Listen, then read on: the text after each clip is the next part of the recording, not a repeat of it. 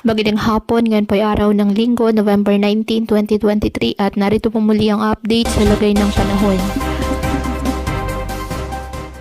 Malaking bahagi po ng ating bansa ang makakaranas ng mga pag-ulan dahil pa rin po sa pinagsamang epekto ng low pressure area na nasa silangan ng Surigao at ang epekto po ng shoreline at ng northeast monsoon.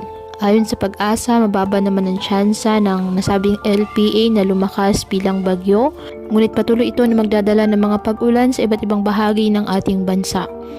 Sa ngayon, nakaka-apekto ang shoreline sa eastern section ng Visayas at northeast monsoon sa Luzon. Kaya pinag-iingat pa rin po ang ating mga kababayan sa banta po ng mga pagbaha at pagguho ng lupa, dulot po ng mga malalakas na mga pag-ulan.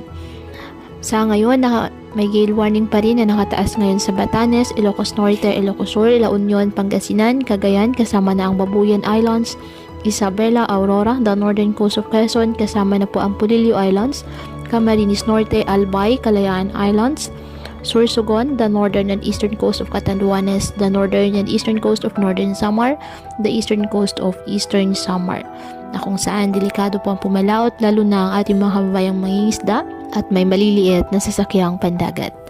Ngayong araw, dahil po sa shoreline at trough ng low pressure area, ang Masbate, Sorsogon, Visayas, Northern Mindanao, Caraga at Davao Region, asahan ang maulap na kalangitan na may kalat-kalat na pag-ulan at thunderstorms.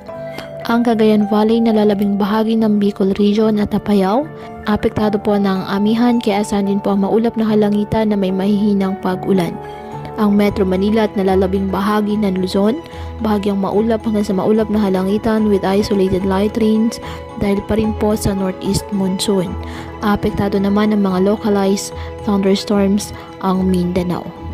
Kaya po patuloy po natin na pinag-iingat ang ating mga kababayan sa banta ng mga pagbaha at pagguho ng lupa at ugaliin po na magdala palagi ng payong o kahit anong panangga sa ulan kapag lalabas ng ating mga tahanan. At yan po muna ang update sa lagay ng panahon ngayong araw. Muli patuloy po tayo na mag-ingat at palaging tandaan, God loves you. Stay safe and God bless you.